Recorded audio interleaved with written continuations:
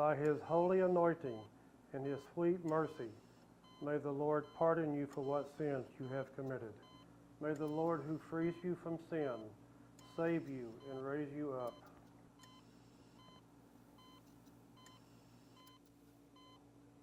Okay, umiyak. Buhay pa ang mami niyo.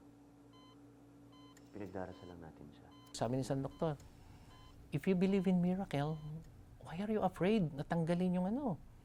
Di siyempre, kung alam niyong gagaling siya, okay lang, patanggal niyo na. So kahit na ayaw namin, tinanggal na yung ventilator at inalis na siya sa ICU. Kasi nga sa kanila, siglo, wala na, hopeless na, wala nang pag-asa.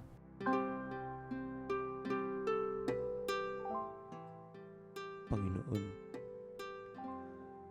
alam ko po na kayo lang may kakayahan na magbigay ng milagro.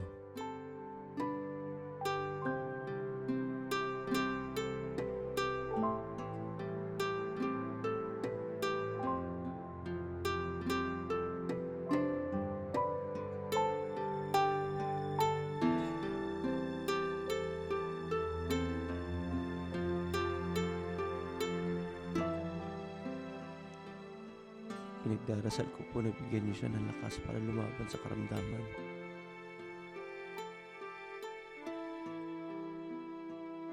Iaalay ko po ang lahat sa inyo. Lahat ng sakit, lahat ng alinlangan, lahat ng pagdurusa ni Glo. Panginoon, gisingin niyo na po siya.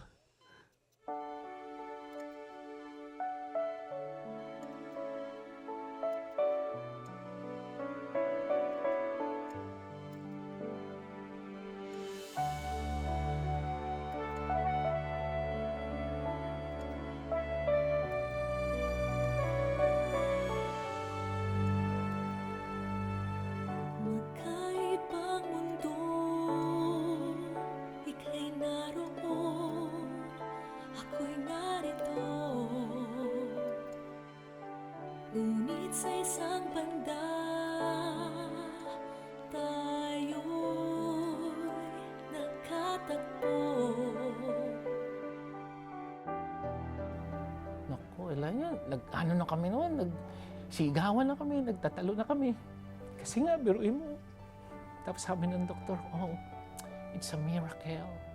Sabi sa akin ng doktor, merong standing order kay Glo na if and when hindi na tumibok yung kanyang puso, they should not revive her dahil she is already dead. So kahit anong mangyari sa kanya, wala na. Hindi na siya dapat i-revive. But because of that, sabi ng doktor, iaalis na namin yung standing order because she is alive again. And it's a miracle. Yeah. Imagine. Love you. Napakabait talaga ng Panginoon. Binigyan niya pa ako ng, sabi nga, second chance na mabuhay. Sabi nga nila, may mission pa daw ako. Ngayon ko lang nararanasan nung magising ako dahil, kumbaga parang naging bata uli ako na kailangan turuan, maglakad, magsulat, kumain. Nakalimutan ng utak niya lahat yung kanyang ginagawa previously. So, ultimo yung paghinga niya, kailangan turuan siya. Tuwing may makikita akong bago sa kanya, tuntua ako. Dahil nakita namin yung hirap niya. Pero yun nga, napakalakas niya. She's a very strong woman. Siguro yung pagmamahal niya sa anak niya, yung pagmamahal niya sa amin, yun yung naging ano niya. Sabi ko nga, siguro nung kausap ko yung doktor, tinatanong sa akin kung pamayag na ako, sabi ko hindi. Si Gloria yung nasa tabi ko at sinasabi niya, Daddy, huwag kang papayag kasi mabubuhay ako.